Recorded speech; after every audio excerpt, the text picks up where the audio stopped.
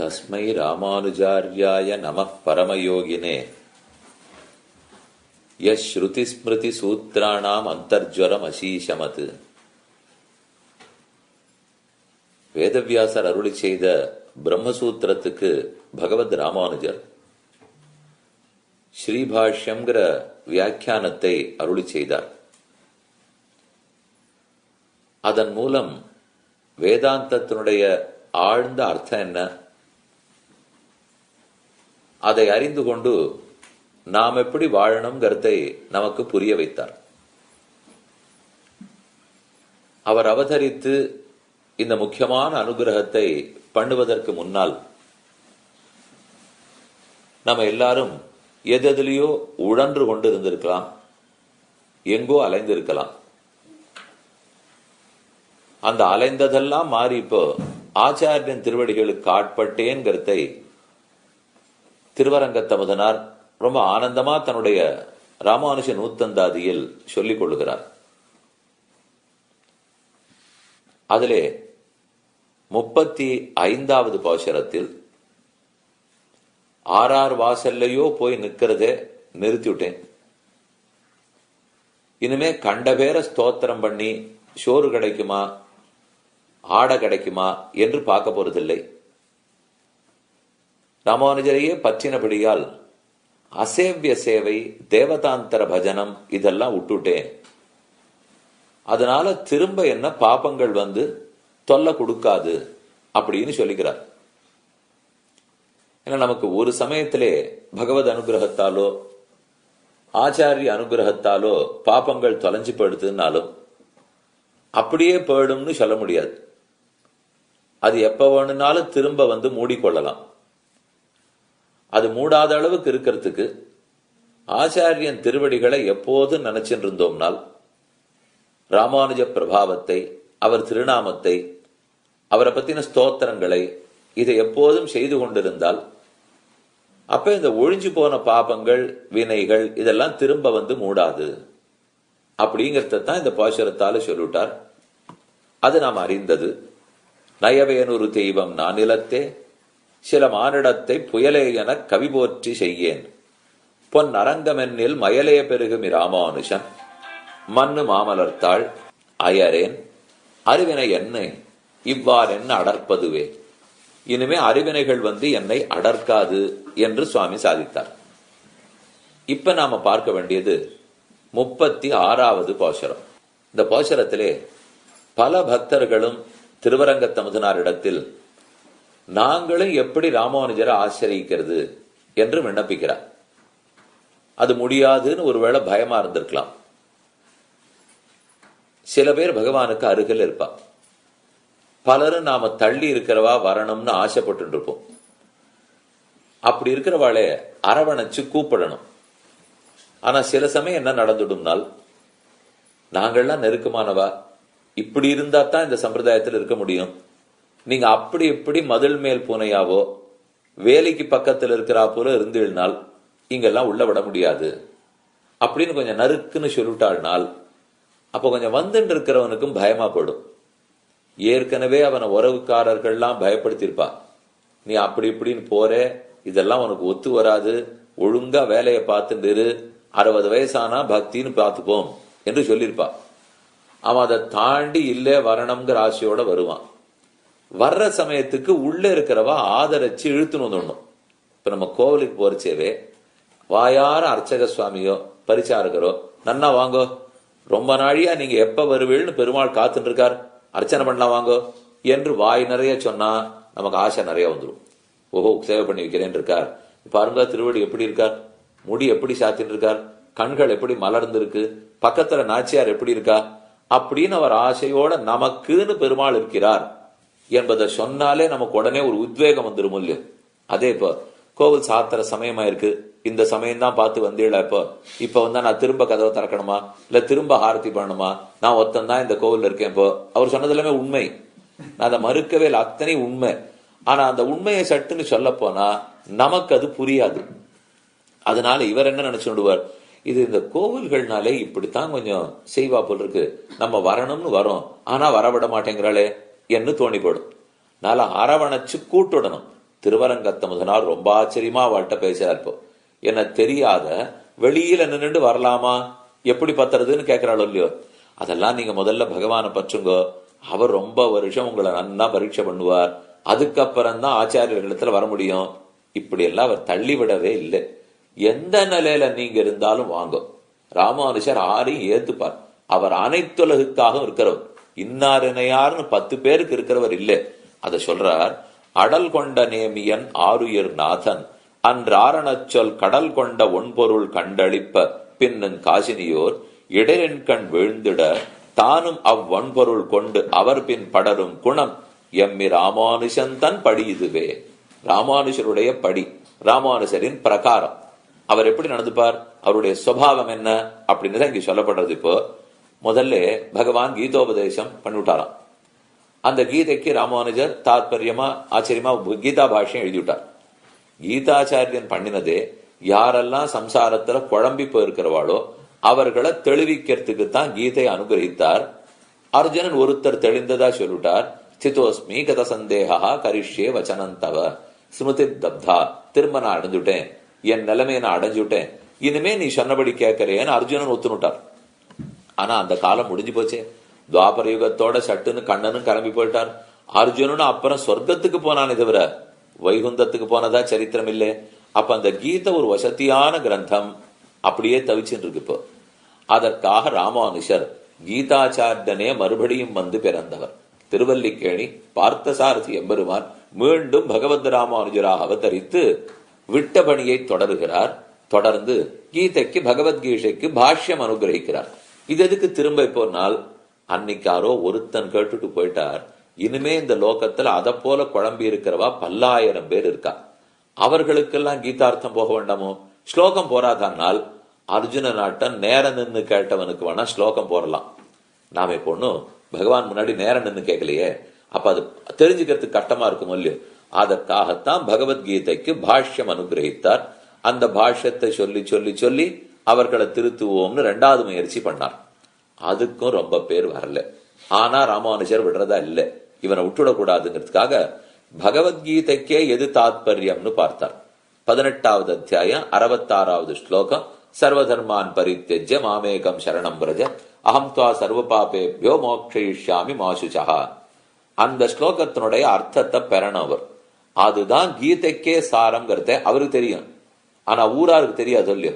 இது கீதா சாரம் கிடைக்கிறது ரொம்ப கஷ்டம். இது அப்படி போய் வாங்கினா தான் வாங்க முடியும்.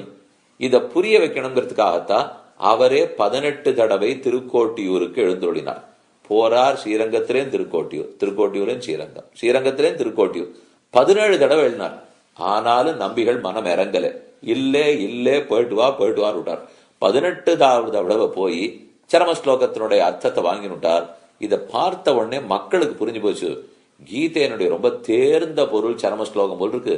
இந்த ஒரு ஸ்லோகத்துல கீதை 699 ஸ்லோகத்தினுடைய அர்த்தம் இருக்கு போல் இருக்கு. இல்லைன்னா இப்பேற்பட்ட ஆச்சாரியன் நடையா நடந்துட்டு இருப்பாரா? இத்தனை நடந்திருக்காருன்னா அப்ப அது சாரம்னு தெரிஞ்சு போச்சு. அந்த சாரத்தை ஆசையத்து ஹிமாச்சலம் பதரிகாசிரமத்திலேருந்து திருக்குறுங்குடி வரை எப்படி 6 சரம ஸ்லோகத்தை உபதேசிக்கணுமோ அதை ராமானுஜர் உபதேசித்தார்.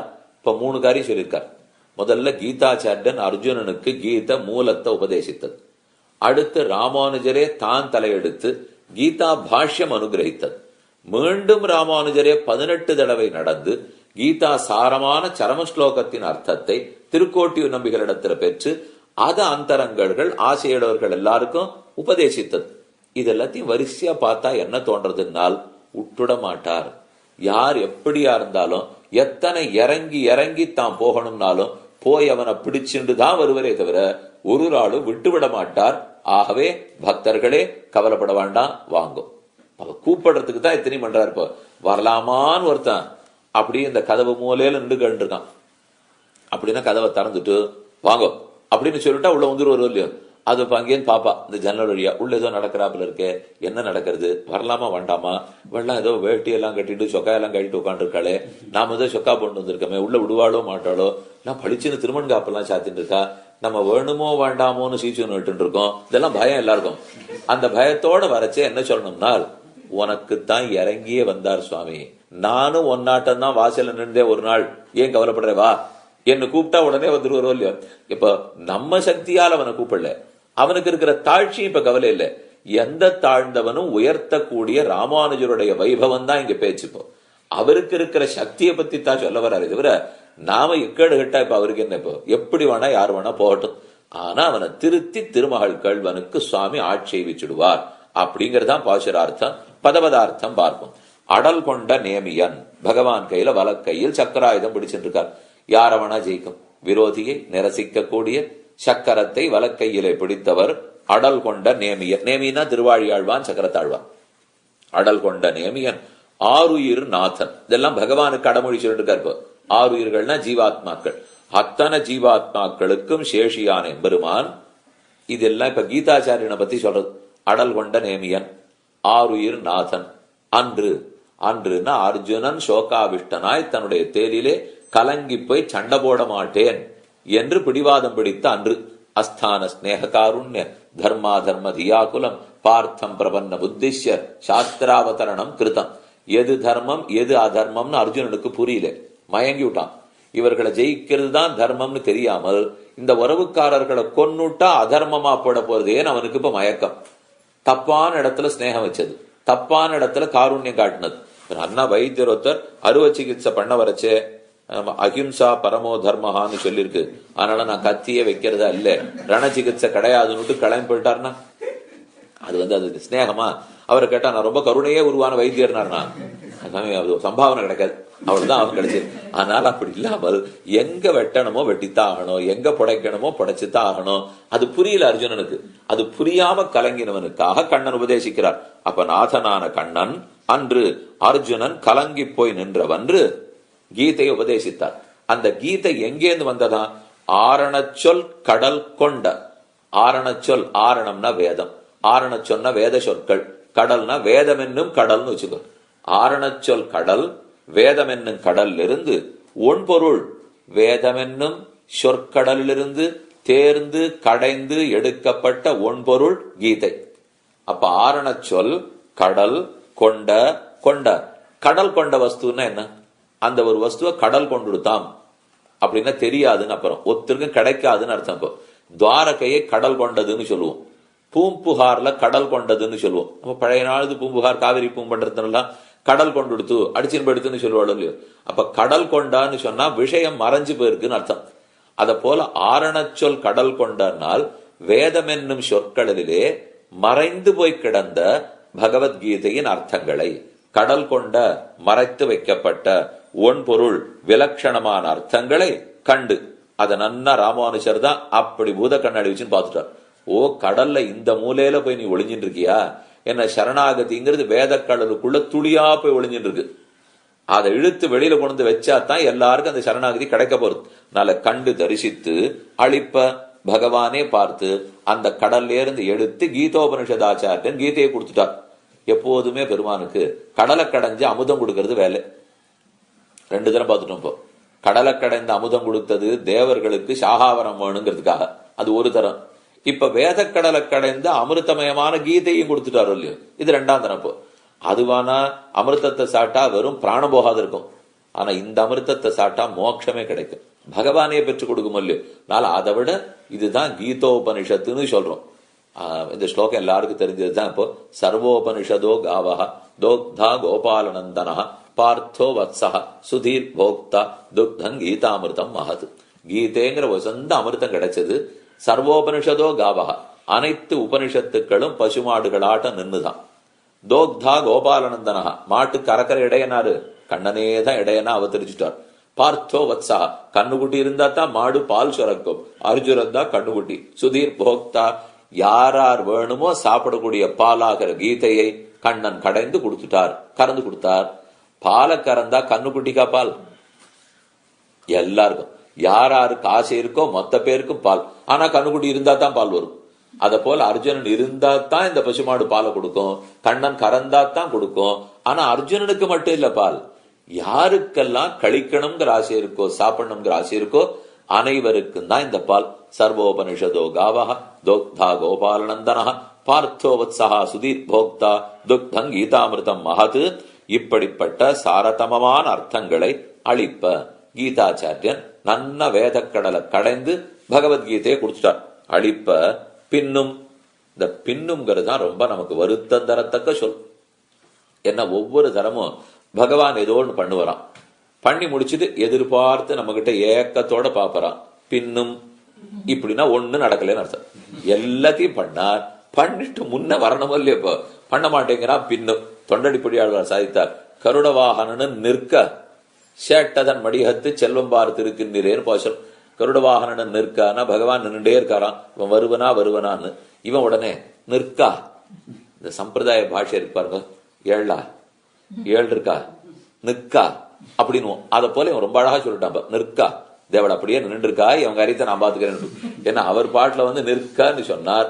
கடிதாசிவத்தம் படிச்சுட்டே இருந்தான். அதுல ஒரு விஷயம், ஸ்ரீமத் வேதமாக பிரதிஷ்டாபனாச்சாரிய சுவாமி உபய குசலோபரின்னு போட்டுட்டு நிற்க அப்படின்னு எழுதினான். இந்த சுவாமி படிக்கிறவர் எழுந்து நின்றுட்டார். நிற்கன்னு சொன்னா அந்த விஷயம் முடிஞ்சு போச்சு, இது வேற விஷயம்னு அர்த்தம். ஆனா இவர் எழுந்து இவ்வளவுதான் நாம தெரிஞ்சுட்டு இருக்கிற நிற்க. அதனால பகவான் பாடிட்டு போயிட்டார். பின்னும் காசினியோர், பின்னாடி அதை பிடிச்சிட்டு எல்லாரும் கிடுகிடுன்னு முன்னுக்கு வந்திருக்க வேண்டாமா? காசினியோர் பூமியில் உள்ளவர்கள் இடரின் கண் விழுந்திட. இடர் சம்சார சாகரத்திலேருந்து வெளியில வர்றதா இல்ல. கேட்டால் க்ஷத்ரியனுக்கு வைசியன் உபதேசித்தது, ராஜாவுக்கு யாரோ இன்னொருத்தர் துவாரகாதீசன் உபதேசித்தது, சண்டை போடணுங்கிறவனுக்காக உபதேசித்தது, சண்டை போட சொல்லி தூண்டுறதுக்காக உபதேசித்தது, கடைசியில பலரும் கொலை செய்யறதுக்கு காரணமா இருந்த ஸ்ரீசூக்தி புஸ்தகம். ஆகவே இந்த நூலுக்கு எனக்கு சம்பந்தமே கிடையாதுன்னு வாதம் வேற வச்சுட்டான். இப்ப இதெல்லாம் நமக்கு எதிர்வாதம் பாருங்க. எனக்கு கத்திரியனுக்கு வைசியன் உபதேசித்து கொடுத்தது, சண்டை போடணும்னு நினைச்ச ராஜாவுக்கு உபதேசித்தது. சுவாமி நான் கத்திரியன் இல்லை, வைசியன் இல்லை, நான் ராஜாவும் இல்லை, அதுவும் இல்லை, எனக்கு ஒன்னும் குழப்பமும் இல்லை, எனக்கு இத்தனை உறவுக்காரெல்லாம் கொல்லணும்னு இல்லை. இப்போ ரொம்ப அழகா வச்சிருவா வாதங்களை. ஆனா அதுல என்ன சொல்லியிருக்குன்னு மட்டும் ஒத்துக்க மாட்டான். அது சொன்னதுங்கிறது இதுக்குன்னு இல்லை, அவனுக்குன்னு இல்லை, எல்லா வர்ணத்துக்கும் எல்லா தர்மத்துக்கும் சொல்லியிருக்கார் என்று இவாளுக்கு புரியாத்தினாலே காசினியோர் இடரின் கண் விழுந்திட, சம்சார துக்கத்திலே விழுந்திட, தானும் அவ்வொன்பொருள் கொண்டு. பகவான் யோசிச்சார், ஒரு முயற்சி கீதையை கொடுத்துட்டோம், கேட்கறதா இல்ல, ஒரு தப்பன் இருக்கும். நாம் போயிருக்க கூடாது. சில விஷயத்துக்கெல்லாம் ரொம்ப பெரிய மனுஷால கூப்பிடக்கூடாது, விட்டுன்னவாளை. நாம ஆறான சின்னவாளா இருக்காள போய் பண்ணணும். ஏன்னா தோத்தாலும் நம்ம தலையோட போகும். இல்லைன்னா அந்த பெரியவரை நம்ம கூட்டிட்டு வந்துட்டு போ, எங்கயாரும் பெரிய தேர்தல் வச்சிருப்பா, யார் வரப்போறா, அந்த கட்சியிலேயே ரொம்ப பெரியவர் பிரச்சாரம் பண்ண போறாருவா, அவரை கூப்பிடாத இருக்கிறது க்ஷேமம். ஏன்னா ஒருவேளை நாளைக்கு தோத்துட்டோம்னா அவர் ஜெயிக்கலன்னு ஓன்னு சத்தம் போட ஆரம்பிச்சிருவா. இதுக்கு பதில் பேசாத அவரை கூப்பிடாத இருந்தான்னா அவர் வரல தோத்துட்டோம்னு சொல்லிவிடலாம். இப்படியான பண்ணலாமோ இல்லையோ? இங்க என்ன தப்பா எடுத்துன்னா, கீதாச்சாரியனை இறங்கி கீதையை சொல்லியும் இப்ப கடைசியில ஒண்ணும் ஜெயிக்கலையே. பின்னும் காசினியோர் இடரின் கண் விழுந்திட, இவா மறுபடியும் விழுந்துட்டா. பகவான் ரெண்டாம் தரம் நாம நேர போக கூடாது, இனிமே போனா மனுஷ ரூபத்துலதான் போனோம்னு முடிவு பண்ணிட்டார். நான் பகவான் அவதாரம்னு பேர் வச்சேன், தப்பா போச்சு. இனிமே ஆச்சாரிய ரூபத்துல போவோம். ஏன்னா ஆச்சாரியன் பரதந்திரன், அவருக்கு தோத்தாலும் ஒண்ணு இல்லை, ஜெயிச்சாலும் ஒண்ணு இல்லை. இப்ப நமக்கு என்ன போச்சு?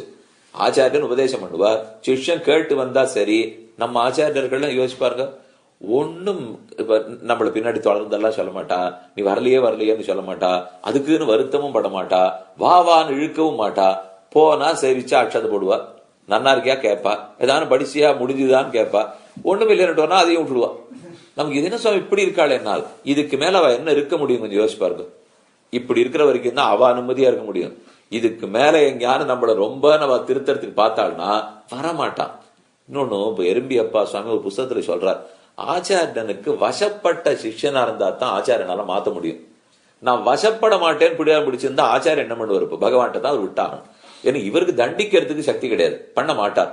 இன்னொன்னு, இவருடைய குடும்ப க்ஷேமத்தை எல்லாம் கேட்கறதுக்கு அவருக்கு வேலை இல்லையே, ஆத்ம க்ஷேமத்தை பாக்குறதா அவர் இருக்காரே தவிர, இவன் குடும்ப க்ஷேமம் ஒண்ணுன்னா பகவான் தான் பார்த்தாகணும். இதனாலதான் கொஞ்சம் ஆச்சாரியர்கள் விட்டேத்தியாத்தான் இருப்பா, அவ அப்படித்தான் இருக்கணும். அதுக்கு மேல உள்ள வந்தாள்னா அவர்கள் அப்புறம் சன்னியாசிகளா இருக்க முடியாது, ஆச்சார புருஷாலா இருக்க முடியாது. நமக்கு இருக்கிற வம்பு தும்பெல்லாம் அவளுக்கு வந்துடும். இதனாலதான் வர்றதில்லை. பகவான் அப்படி இப்ப அடுத்து அவரே ஆச்சாரியனை அவசரிக்க போறார்.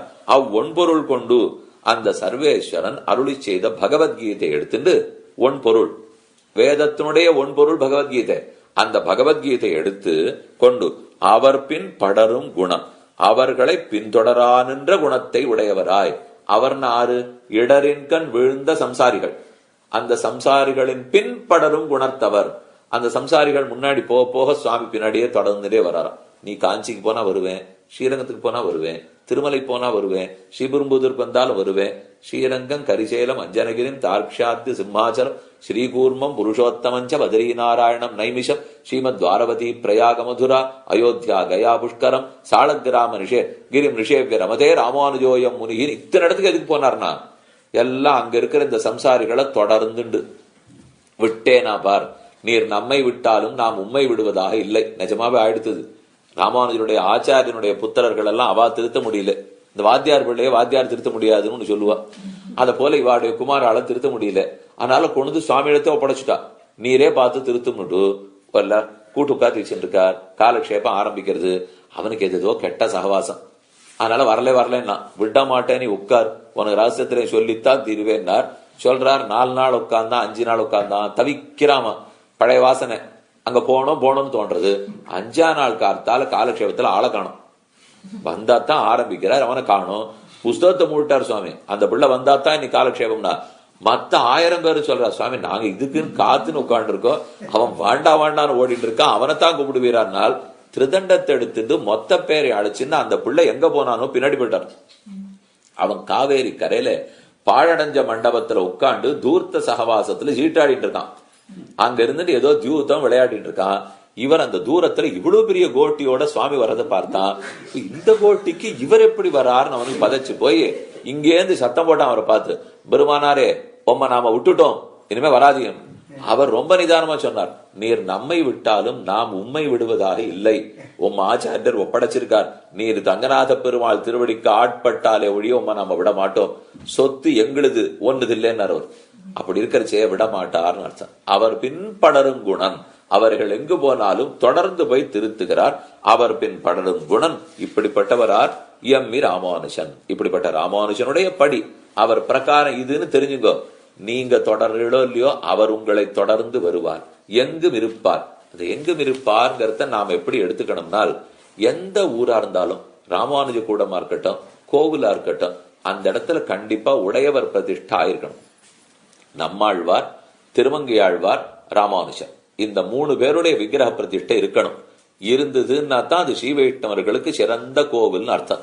பெருமாள் இருந்துருவார், இருக்கார். அவர் புத்தராகவும் இருப்பார், கபிலராகவும் இருப்பார், யாரா வேணுந்தாலும் இருப்பார். அவரை நம்பலாம். கடைசியில் அங்கதான் போகணும். யார் எப்பேற்பட்ட பேசினாலும் வைகுந்தத்துக்கு தான் போயாகணும், அவருக்கு தான் கைகரம் பண்ணி ஆகணும். ஆனா அதை அவரை நேர போய் பிடிச்சுட முடியுமான்னு ஆகிறது இல்லை. அது ராமானுஜர் மூலமாத்தான் போக வேண்டியது. அதனால அவருடைய விக்கிரகத்தை எல்லா இடத்துலையும் பிரதிஷ்டை பண்ணி நல்ல விதத்தில் திருவாராதனம் பண்ணி புஷ்பம் பிரசாதம் சந்தன காப்புகள் உற்சவாதிகள் சேவை சாத்துமுறை எல்லாம் அவருக்கு. அதை நாம பண்ணிட்டு வந்தோம்னால் அப்ப நம்ம பின்னாடி அவர் படர்ந்து வந்துட்டே இருக்காருன்னு அர்த்தம். பாட்டுல படருங்குணன்னு போட்டுட்டார், பின்தொடர்ந்து வருகிறார். எத்தனை 10,000 மைல் 100 லட்சம் மைல் கூட இருக்கோ, இருந்தாலும் அந்த இடத்துல ராமானுஜ விக்கிரக பிரதிஷ்டை பண்ணிட்டோம், நம்ம தொடர்ந்து அவரு இருந்துட்டு இருக்கார். அப்படிங்கிறது நமக்கு மனசு கொஞ்சம் ஹிதமா இருக்கும், திருப்தியா இருக்கும். அவர் பின் படரும் குணன் எம்மி ராமானுஜன் தன் படி இதுவே. இதுதான் ராமானுஜருடைய நிருகேதுகமான விஷயீகாரம். இதுதான் அவருடைய கிருபை தயை, அவருடைய பிரகாரம் என்று சொல்ல வந்தார். மேலே சில ஆச்சரியமான அர்த்தங்கள். ராமானுஜர் பகவத்கீதைக்கும் வியாக்கியானம் பண்ணி சரமஸ்லோக அர்த்தத்தையும் சொல்லி பதரிகாஷ்டமத்தளவுக்கு பின்தொடர்ந்து போய் அனைவருக்கும் நல்லது பண்ணியிருக்கார். பதரிகாஷ்டமத்தளவுனா அதுதான் திருமந்திரம் பிறந்த இடம். திருமந்திரத்தை பகவான் உபதேசித்ததே நரநாரணனாய் உலகத்தரநூல் சிங்காம வெறித்தான், தானே நரனா உட்காண்டு தானே நாராயணனா இருந்துண்டு பத்ரிகாசிரமத்தில இருந்தா உபதேசம் பண்ணியிருக்கார். அது வரைக்கும் சொல்லிட்டு போனாராம் உடையவர். ஏன்னா அது திருமந்திரம் பிறந்த பூமி. அங்கேருந்து இறங்கி குருக்ஷேத்திரத்துக்கு வரார், சரமஸ்லோகம் பிறந்த பூமி. இப்படின்னு ஒவ்வொரு இடமா உபதேசம் பண்ணிட்டு வந்திருக்கார். அடல் கொண்ட நேமியன். இப்ப பகவான் சக்கராயுதத்தை பிடிச்சிட்டு இருக்கிறவர். அவர் தான் அந்த சக்கரத்தையே விட்டாப்பலே பகவத்கீதையை உபதேசித்து அர்ஜுனனை திருத்திருக்கார். திருந்தினானான்னு கொஞ்சம் பாருங்களேன். அடல் கொண்ட நேமியன் சக்கரத்தை வச்சுன்னு 2 முக்கியமான காரியத்தை எடுக்கிறார். ஒன்று கஜேந்திராழ்வான ரட்சித்தது, சக்கரத்தை விட்டுத்தான் முதலையே துணித்தார். இன்னொன்னு பரீட்சித்த ரட்சித்தது. உத்தரையனுடைய கர்ப்பத்துக்குள்ள பரீட்சித்து இருக்கிறச்சே அஸ்வத்தாமா விட்ட அம்பு மொத்தத்தையும் கலக்கிறது. பாண்டவர்கள் ஒத்தரையும் இல்லேனாக்கிடணும், உப பாண்டவர்கள் எல்லாரையும் அழிச்சுடணும். இந்த வேகத்துல அது வருது. அதை எதிர்த்து கண்ணன் தான் கர்ப்பத்துக்குள்ள இருந்து சக்கராயுதத்தை கையில பிடிச்சிருந்து லங்கா யுத்த ஹதான் ஹரீன் துஜசுதான் சம்பூக தோஷான்மிருதம். கூறத்தாழ்வான் சாதிக்கிறார், கர்ப்பஞ்சார்ஜுனி சம்பவம் யுததர ஸ்வேனைவ ரூபேணயா சுவாபீஷ்டம் மமவத்குரோச்ச ததசே நோகிம் வனாத்ரீஸ்வர. ஹே வனாத்ரீஸ்வர சுந்தரத்தோளுடையானே, கர்ப்பத்துக்குள்ள போய் பிராணனே போனத்தை ரட்சிச்சுட்டியாமே, அப்புறம் உனக்கு எதை செய்யறதுதான் சாகசம் என்று பிரார்த்திச்சிருக்கார். அப்படிப்பட்ட அடல் கொண்ட நேமியன், சக்கரத்தின் பெருமை, வடிவார் சோதி வலத்துறையும் சுடராழின்னு சொல்றோம். பல பல பலான்னு எப்ப விரோதி வருவார் அழிச்சுடலாம்னு காத்துட்டு இருக்கோம் இல்லையோ, இப்படிப்பட்ட பகவான் எம்பெருமான் ஆருயிர் நாதன், உயிர்களுக்கெல்லாம் நாதனா இருக்கார். பதிம் விஸ்வஸ்ய ஆத்மேஸ்வரம்னு உபனிஷத்து சொல்றது இல்லையோ, விஸ்வத்துக்கே பதியாக இருக்கிறார் அனைவருக்கும். அதே போல உதாமிருதத்வசேஷான யதன்னே நாதி ரோஹதி ஏதாவான் அஸ்ய மகிமா. அஸ்ய மகிமா, இந்த பிரம்மத்தின் மகிமை ஏதாவான், இவ்வளவு வசத்தியானதுன்னு சொல்றது இல்லையோ. அப்ப அங்கேயும் சொல்றச்சே உதாமிருதஸ்ய அசேஷான, அயர்வரும் அமரர்கள் அதிபதி, அமரர்களுக்கெல்லாம் அதிபதி, ஜீவர்களுக்கெல்லாம் உயிராக இருக்கிறவர் ஆருயிர் நாதன். அப்படிப்பட்ட நாதனான எம்பெருமான் அன்று, அன்றுனா அர்ஜுனனுக்கு குழப்பம் வந்த அன்று, அவன் கலங்கி போனவன்று, அன்றுனா என்றுங்கிறத சொல்றார். தத்ரதாவது பாண்டவானாம் குருணாஞ்ச யுத்தே, யுத்தே பாண்டவர்களுக்கும் குருக்களுக்கும் யுத்தம் தயாராயிருக்கு. இந்த பக்கம் 11 அக்ஷௌகிணி சைன்யம், அந்த புறம் 7 அக்ஷௌகிணி சைன்யம், 18 பேரும் யுத்தத்தில் புரோத்சாகத்தோட நிற்கின்றனர். 2 பேர் நிற்கரிச்சே நடுவுல கண்ணன் மெதுவா தன் தேர நடத்த போறார். அர்ஜுன சொல்றான், சேனையோர் உபயோர் மத்தியே ரதம் ஸ்தாபயம் எச்சுத, 2 சேனைகளுக்கு நடுவிலே என் தேர கொண்டு போய் நிறுத்து. கண்ணனும் சேனையோர் உபயோர் மத்தியே ஸ்தாபித்வா ரதோத்தமம் பீஷ்மத்ரோண பிரமுகதா, பீஷ்மர் துரோணருக்கு முன்னே சரியா கொண்டு போய் நிறுத்தினார். நிறுத்துன்னு சொன்னா எங்கேயா நிறுத்திருக்கலாம் இல்லையா, நடுவுல நிறுத்துன்னு சொன்னார் அவர். வேணும்னு பீஷ்மருக்கும் துரோணருக்கு நிறுத்தினா இவனுக்கு சண்டை போட வந்த புத்தியை படுத்து. அவளை பார்த்த உடனே ஒருத்தர் பெரிய தாத்தாவா இருக்கார், ஒருத்தர் குருவா இருக்கார், இவரையா அடிப்பேன்னு ஒரு சந்தேகம் வந்தது. இது இல்லாமல் துச்சாசனனுக்கு முன்னாடி தேர கொண்டு போய் நிறுத்தியிருந்தா அப்பவே சண்டை, அடுத்த நிமிஷம் கொண்டு இருப்பா. பார்த்து பெருமாள் நடத்தின ஒரே நகர்த்துதல், இந்த காய நகர்த்துறதுங்கிற அளவு பண்ண ஒரே காரியம், பீஷ்ம துரோணருக்கு முன்னாடி தேர கொண்டு போய் நிறுத்தினார். கலங்கினா சண்டை போட மாட்டேன்னா, இந்த கலக்கம் எப்ப வரும் தான் காத்துந்தே அர்ஜுனா, இந்த அப்படி என்ன நத்தேவாகம் ஜாத்துநாசம் நத்தன்னேவே ஜனாதிபாக ந சைவன பவிஷ்யாமஹா சர்வே வயம் அத்தப்பரம் ஆரம்பித்து 2வது அத்தியாயம் 12வது ஸ்லோகத்திலிருந்து கீதோபதேசம் ஆரம்பம். கடைசி சர்வதன்மான் பரித்யஜ்ய தமேவ சரணங்கச்ச சர்வபாவேன பாரத, அனைத்தையும் விடு, அவனையே பரமபுருஷனை சரணமாக பத்துன்னு உபதேசித்திருக்கார். அப்ப அன்று அர்ஜுனன் எது சரி எது சரி இல்லேன்னு தெரியாமல் பித்ருன் அத பிதாமகான் 2 பக்கத்திலையும் பாக்கறேன் கண்ணா. அங்கேயும் மாத்துலர்கள் இருக்கிறார், மாமா இருக்கார், மாமனார் இருக்கார், மைத்துனன் இருக்கார், தம்பிகள்லாம் இருக்கா, அந்த பக்கத்துல இருக்கா. அவளுக்கு இருக்கிற மாமாவும் மைத்துனனும் தம்பி இந்த பக்கத்துல இருக்கா.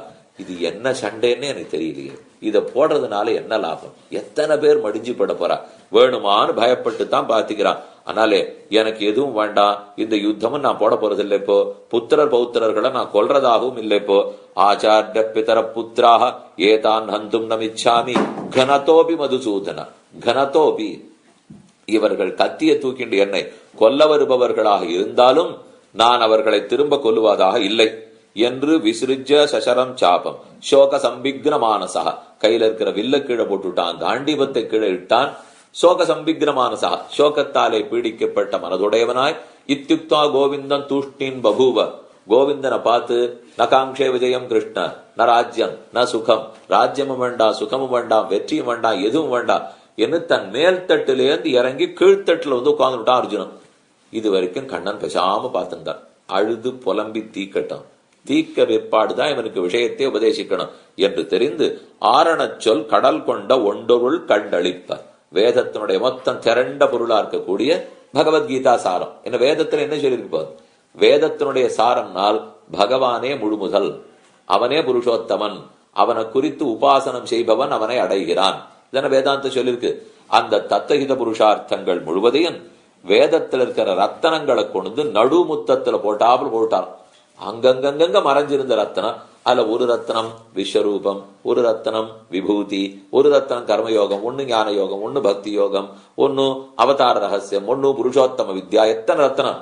இது இத்தனை ரத்தனங்களையும் கொண்டு வந்து கீதையில போட்டுட்டார் கண்ணன். இப்போ தாவான் சர்வேஷு வேதேஷு பிராமணஸ்ய விஜானதா என்னும்படியாய் வேதத்துல ஆறார் என்னென்ன தெரிஞ்சுக்கணுமோ அது அத்தனையும் கோத்து இதுல கொடுத்துட்டாரு. இப்போ தமேவம் வித்வான் அமிர்த இகபவதி என்னும் ந அந்நிய பந்தாக அயனாய வித்தியத்தேன்னு உபனிஷத் சொல்லித்து. பக்தியா துவனன்னயா சக்கியாக அகமேவம் விதோர்ஜுன ஞாதும் திரட்டுஞ்ச தத்வேன பிரவேஷ்டுஞ்ச பரந்தப என்ன அதே பக்தியத்தான் பகவான் உபதேசிச்சுட்டார். நெறி உள்ளி உரைத்த கணக்கரு நலத்தனன். பகவான் சொல்லி இருக்கிற நெறியெல்லாம் கீதை சொன்னப்பட்டதெல்லாம் உபனிஷத்துல இருக்கு. இது ஒரு புறம். அன்றைக்கே இல்லைனால் இன்னொரு அர்த்தம் சொல்றாரு. இப்ப முதல்ல சொன்னது பந்துக்களை காத்து அர்ஜுனன் பயந்து போயிட்டான். பயந்த அர்ஜுனனுக்கு கண்ணன் உபதேசித்தார். வேதாந்தத்துல மூலையில இருந்த அர்த்தத்தை உபதேசித்தார். இப்ப ரெண்டாவது அர்த்தம் சொல்றார், அர்ஜுனனுக்கு வேற பயம், பந்துக்கள் பயம் இருக்கட்டும். இப்ப பயம் என்னென்னமோ கர்ம ஞானம் பக்தி யோகம் புருஷோத்தம வித்தியத்தினி இருட்டாரே, இதுல எதை நாம பண்ணி போறோம்னே தெரியலையே, நம்ம பாபங்களானா ஓஹோன்னு இருக்கே, பண்ண வேண்டியது துஷகம் பண்றதுக்கு கஷ்டமா இருக்கும் போல் இருக்கே அப்படின்னு பயந்தான். அதுக்காக கண்ணன் கடல் கொண்ட ஆரணச்சொல் கடல் கொண்ட ஒன்பொருள் கண்டு சரணாகதி சாஸ்திரத்தை கண்டு அளித்த சரணாகதி அர்ஜுனனுக்காக கொடுத்தார். கார்பண்ய தோஷோபகத ஸ்வபாவ பிரிச்சாமித்வாம் தர்ம சம்மூட சேதாக யச்ரேயஸ்யான் நிச்சிதன் புருகிதம் மே சிஷ்யஸ்தேகம் சாதிமாம் துவாம் பிரபன்னம் என்ன அர்ஜுனனுக்கு இனிமே பாக்கி இல்லை. நித்தியத்துவ நித்தியத்துவ நியந்திருத்துவ சாமிய அகங்கார இந்திரிய தோஷபல மனப்பிராடான்ய கரண நியமன சுகிருதி வேத தேவாசுர விபாக விபூதி யோக விஸ்வரூப தரிசன சாங்க பக்தி பிரபத்தி துவைவித்தியர்களாய் 18 அர்த்தம் சொன்னார். ஒன்னு இல்ல ரெண்டு இல்ல, எல்லாத்தையும் சொன்னா நிறைய சொல்ல அவன் இன்னும் குழம்பி போயிட்டான். நமக்கு எல்லாமே நம்ம பிரார்த்தனைய ஏதாவது ஒண்ணு சொல்லும், ஒழுங்கா பண்றோம். இந்த சீவைஷ்ணவ சம்பிரதாயத்திலே ஆபத்து ரொம்ப சொல்றேன். அதனாலதான் எத்த பண்றது எத்த விடுறதுன்னே தெரியல. ஏதோ ஒண்ணு மத்த சம்பிரதாயத்தெல்லாம் பாருங்க சார், ஒரே ஒரு புத்தகம் கொடுக்குறான் 10 பக்கம், அதை படிச்சுட்டு இப்படி இரு இல்லைன்னா தலையை வாங்கிடுவேங்கிறான், நிம்மதியா இருக்கு. ஆனா இங்க பாத்தீங்கன்னா ஒத்துரு ஒண்ணும் சொல்றது, நீயா வா உனக்கா புரியணும், எப்ப வரியோ வா, வராட்டா நாங்க கேட்க மாட்டோம், வந்தாலும் கேட்க மாட்டோம், எதுவும் இல்லைன்னா ஆகாதுன்னு சொல்லிட்டு இருக்கோம் இல்லையோ. அதுதான் இங்க இப்படின்னு இதுதான் இந்த வழக்கமே. எப்படி எனது ஜீவ சுவாதந்திரத்தை பகவான் மதிக்கிறார். அந்த அடிப்படையில ஏற்படுத்தப்பட்டதுதான் இந்த சனாதன தர்மம். அதை மாத்தவே முடியாது. பகவான் எப்ப உதாசீனா ஜீவ சுவாதந்திரத்தை மதிச்சு இருக்காரோ நாமா வந்தாத்தான் உண்டு. தலையில எல்லாம் அடிக்க மாட்டா, குட்ட மாட்டா, ஒண்ணுமே பண்ண மாட்டா. அவரவர் புரிஞ்சின்னு வரணும், கேள்வி கேட்டுதான் வரணும். ஆகவே அப்ப அர்ஜுனனுக்கு ஒரே சந்தேகம் வந்துட்டு, எதை பண்றதுன்னு தெரியலையேன்னுட்டு, நல்ல வேலை சர்வதர்மான் பரித்தியஜ அழகா சொல்றாரு பாருங்க. இத்தனை கதையும் 18 அத்தியாயத்துக்கு சொல்லிட்டு இவன் கலங்கி போய் இருக்கிறச்சே, நான் கீழே சொன்ன எல்லாத்தையும் அழிச்சுட்டு அர்ஜுனான். சர்வதர்மான் பரித்தியஜ எல்லா தர்மங்களையும் விட்டுடுனால் அதுக்குன்னு புண்ணியம் பண்ண வேண்டான்னு அவர் சொல்லல. இப்போ தர்மங்கள் உபாயங்கள்ங்கிற புத்தியை விட்டுடு, அதெல்லாம் அவனுக்கு மோட்சம் கொடுக்காது, நான் தான் கொடுக்கணும். அதனால சர்வதர்மான் பரித்தியஜ மாமேகம் சரணம் பிரஜாங்கிற அர்த்தத்தை சொன்னார். தஸ்மான் ஞாசமேஷாம் தபசாம் அதிரிக்தமாகு வேதாந்த விஜான சுனிச்சிதார்த்தாக சந்நியாச யோகாத்யதய சுத்த சத்வாக தே பிரம்மலோகேது பராந்த காலே பராமிருதாத் பருமுச்சந்த சர்வே ந கர்மணா ந பிரஜயாதனேன தியாகே நைகே அமிர்தத்வமானுஷு என்ன உபனிஷத்துக்களாலே கோஷிக்கப்பட்ட பிரபத்தி.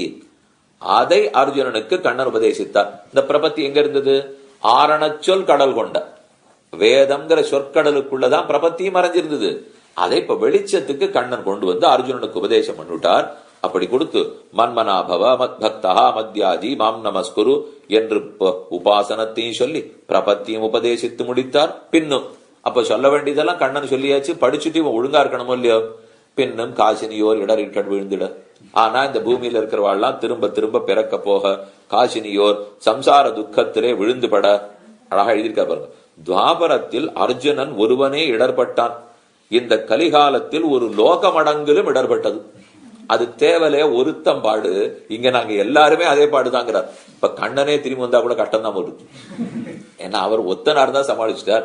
இது மொத்த பேரும்னா 18 அக்ஷௌகிணி சைன்யமே கட்டப்பட்டதுனால் எத்தனை நாள் சொல்லி திருத்த. அதுக்குத்தான் ராமானுஜரை அனுப்பிச்சு வச்சுட்டார். தானும் அவ்வொன்பொருள் கொண்டு, தானும் கீதாச்சாரியனாகிற தானே எம்பெருமானாராகிற தானாக அவதரித்து, தானுங்கிறத ரெண்டையும் தொடர்படுத்தணும். இத்தனை நாடி சொன்னதெல்லாம் பகவானை பத்தி, அதே பகவான் தானும் எம்பெருமானாராக அவதரித்து கீதா சாஸ்திரத்துக்கு வியாக்கியானம் பண்ணியருளி. இது ஒரு அர்த்தம். இல்லைன்னால் கீதா சாரத்தை வாங்கறதுக்காக திருக்கோட்டியூருக்கு போய் சரம ஸ்லோகத்தை வாங்கி, இது ரெண்டாவது அர்த்தம். வேதார்த்தத்தை பெற்று அவர் பின் படரும் குணம் சொல்லும் போது பின்னும் தானும் அவ்வொன்பொருள் கொண்டுன்னு இருக்கும் இல்லையோ. 2 இடத்துல வந்திருக்கு பாருங்க. பின்னும் தானும் அவ்வொன்பொருள் கொண்டு. இந்த ரெண்டு இடத்தில் பின்னும் தானும் என்ற இரண்டு பதத்திலும் சகாரங்களை பிரயோகித்தது அந்த துவாபர காலம். அந்த துவாபர காலம் புண்ணிய பிரச்சுரமானது. அதை விட ராமானுஜர் பண்ணது எவ்வளவு வசதியான கைங்கரியம் இப்ப ஒப்பிட்டு சொல்றார். துவாபர யுகம்ங்கிறது புண்ணியம் நிறைய இருந்தது, கலியுகத்துல அது குறைஞ்சு போச்சு. அதிகாரி யாரு? கேட்டவன் ஞானாதிகனான அர்ஜுனன். அவனு சாமானியப்பட்டவன் இல்ல. ஆனா இங்க யார் கேட்கிறா? நம்ம தான் அப்படின்னாலே தெரியுமா இல்லையா? இப்ப இந்த நம்ம தான் விட்டாலே போச்சுன்னு அர்த்தம். அப்ப கேட்கறதே நம்ம தான். உபதேஷ்டா பரபிரம்ம பூதனானவன், பரபிரம்மமான கண்ணனே அங்க உபதேசம் பண்ணிருக்கார். அதனால அங்க ஒன்னும் சுலபம் இல்லை, அங்க ஒன்னும் சுலபந்தான், அரிதன்று. ஆனா இந்த கலிகாலம் பாப பிரச்சுரமானது, அதிகாரிகளோ ஒரே தோஷத்தோட இருக்கிறவா. ஆகையால் இந்த லோகத்தை ராமானுஜர் ரட்சித்ததுதான் இன்னும் பெரிய காரியம். அதை காட்டிலும் இதுவே சிறந்தது. தானும் அவ்வொன்பொருள் கொண்டு ஒன்பொருளாகிற சரம ஸ்லோகத்தை பெற்று அவர் பின் படரும் குணன். அவர் பின்னா காசினியில் உள்ளோர். இந்த பூமியில பிறந்திருக்கிறவாள்லாம் எங்கெங்க போராடோ அங்கங்க போய் அவர்களை திருத்தி திருத்தி அழைச்சுன்னு வந்திருக்கார். அதிகாரம் பார்க்கல, அனதிகாரிகளேங்கிறதுக்காக தள்ளுடல, அனைவரும் வரணும் என்று சரமஸ்லோகத்தை பூரிதானமாக கொடுத்த கிருபா வாத்சல்யாதி கல்யாண குணங்களை, ராமானுஜருடைய கிருபை, ராமானுஜருடைய வாத்சல்யம், இது முதலான குணத்தை அவர் பின் படரும் குணம்னு சொல்லியிருக்காரு இல்லையோ. என்ன குணம்னால் குற்றம் இருக்கிறவாளுடைய குற்றத்தை பார்க்காத பின்தொடர்ந்து போய் கொடுக்கிறாரே குணம் வாத்சல்யம். தாழ்ந்தவன்னு பார்க்காம நன்னா பழகிறாரே குணம் சௌசீல்யம். அவர்களும் வந்து அடையும்படிக்கு சுலபமா இருக்காரே சௌலபியம்ங்கிற குணம். இதெல்லாம் அவர் பின் படரும் குணம். எம்மி ராமானுஜன் தன் படி இதுவே. இப்படிப்பட்ட கல்யாண குணங்களோட திவ்யமங்கள விக்கிரகத்தை நமக்கு முற்றூட்டாக கொடுத்த ராமானுஜர். இது இத்தனை இப்ப எங்க சேவிச்சுக்கலாம்னா அவருடைய திருமேனியில தான் சேவிச்சிடும். அந்த திருமேனி குணமாக இருக்கட்டும், ஆச்சரியமான ஸ்வரூபத்தினுடைய குணமாக இருக்கட்டும், அதனுடைய படி இதுவே. ஏதாவானஸ்ய மகிமா என்பது இவருடைய படி. கண்ணன் கீதாச்சாரியனுடைய படியை விட இவர் குணத்துக்குத்தான் படிக்குத்தான் ஏற்றம் அதிகம். 36ஆம் பாட்டு முற்றிற்று. அடல் கொண்ட நேமியன் ஆருயிர்நாதன் அந்நாரணச் சொல் கடல் கொண்ட ஒன்பொருள் கண்டளிப்ப பின்னும் காசினியோர் இடரின் கண் விழுந்திடத்தானும் அவ்வொன்பொருள் கண்ட அவர்பின் படரும் குணம் எம்மி ராமானுஜன் தன் படி இதுவே. அடுத்தது 37வது பாசுரம். ரொம்ப ஆச்சரியமான ஒரு அர்த்தம் சாதிக்கிறார். ராமாயணத்தை தன் திருவுள்ளத்தில் கோயில் கொண்டு வைத்தவர் ராமானுஜர். படிகொண்ட கீர்த்தி ராமாயணம் என்னும் பத்தி வள்ளம் குடிகொண்ட கோயிலில் ராமானுஜன் தன் குணங்கூறும் அன்பர் கடிகொண்ட மாமலர்த்தாள் கலந்துள்ளங்கனியின் நல்லோர் அடிகண்டு கொண்டு எந்தன் ஆளவர் காக்கினரே. என்னை கொண்டு போய் பரமபக்தர்களுக்கு ஆளாக்கி விட்டார். இந்த பாசுரார்த்தம் என்னன்னு முதல்ல சொல்றேன். படிகொண்ட கீர்த்தி லோகம் முழுக்க பிரசித்தமா இருக்கிற புகழ் படைத்த ராமாயணம். ராமாயணம் என்னும் பக்தி வெள்ளம். ராமாயணம்ங்கிறதே ஒரு பக்தி ஆறு, பக்தி ஓடை. அந்த பக்தி வெள்ளத்தை குடிகொண்ட கோயிலி ராமானுஜர். ராமானுஜர் தான் ராமாயணத்தை தன் திருவுள்ளத்திலே கோவில் கட்டி குடுத்தனம் பண்ண வச்சிருக்கார். அப்படின்னா ராமாயணம் தான் இப்ப விக்கிரகம் பிரதிஷ்டை பண்றது, கோவில் வேணும். ராமானுஜருடைய உள்ளம் தான் கோவில். ராமாயணம்னா புஸ்தகம் இல்ல, பக்தி வெள்ளம். ராமாயணம் என்னும் பக்தி நதியை வெள்ளத்தை தன் உள்ளம் என்னும் கோயிலிலே கோவில் கட்டி வைத்திருக்கிறார், பிரதிஷ்டை பண்ணி வச்சிருக்கார். படிகொண்ட கீர்த்தி ராமாயணம் என்னும் பக்தி வெள்ளம் குடிகொண்ட கோயிலி ராமானுஜன் குணம் கூறும் அன்பர். அந்த ராமானுஜருடைய குணங்களை கூறும் அன்பரார். ராமானுஜர் தான் உலகத்தை திருத்த போறார் என்று சொன்ன நம்மாழ்வார். ராமானுஜர் பிறந்துட்டார்னா ஊரே வாழ்ந்து போயிடும் என்று சொன்ன நாதமுனிகள். இவர் தான் உலகத்துக்கு ஆச்சாரியனா இருக்கணும் என்று சொன்ன ஆளவந்தார். இவர்கள் தான் குணம் கூறும் அன்பர். அப்ப ராமானுஜருடைய குணம் கூறும் அன்பர், அன்பர் கடிகொண்ட மாமலர்த்தாள். நாதமுனிகளுடைய திருவடி, நம்மாழ்வார் திருவடி, ஆளவந்தார் திருவடி, அதான் கடிகொண்ட மாமலர்த்தாள். அந்த தாள் கலந்து உள்ளங்கனியின் நல்லோர். அந்த ஆளவந்தார் நாதமுனிகள் நம்மாழ்வார் திருவடிகளிலே கலந்து கலந்து உள்ளத்தில் ஆனந்தமா அனுபவிச்சிருக்கிறது யார்? கூரத்தாழ்வான் முதலியாண்டான் எம்பார் வடுகள் நம்பிகள் போன்றோர். உள்ளங்கனியும் நல்லோர், நல்லோர் அடிகண்டு கொண்டு.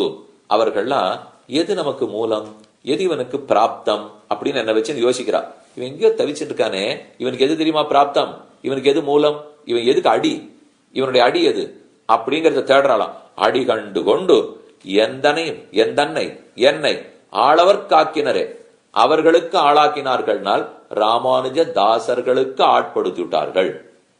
இதை விட நான் இப்ப என்ன கேட்க போறேன்? அப்ப ராமானுஜருடைய குணத்தை கூறும் அன்பர்கள் நல்லோர், முற்பட்ட நம்மாழ்வார் நாதமுனி ஆளவந்தார்.